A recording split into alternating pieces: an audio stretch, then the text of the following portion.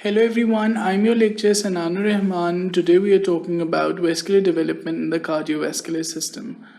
This is the third presentation of a sequence of lectures on the cardiovascular system embryology, and we're still talking about the functional defect in the most talked about organ of the human body.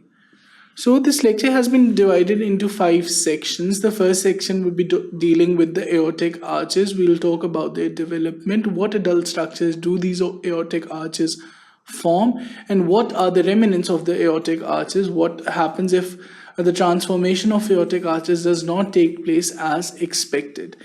In the second section, we'll be talking about the arterial system of the human embryo that includes the vitelline and the umbilical arteries, the coronary arteries, and their clinical correlates. In the third section, we'll be talking about the venous system. The venous system corresponds to the arterial system. These are the vitelline veins, the umbilical veins, and finally the cardinal veins.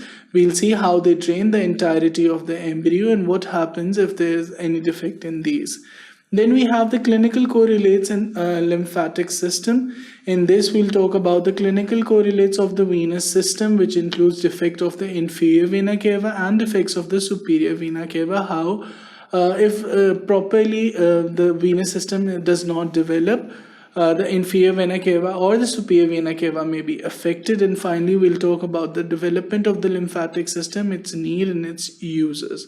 Finally, we'll talk about the circulatory changes that occur after birth. We'll see what type of circulation is taking place in the human fetus before birth and what are the changes that take place as soon as the birth occurs.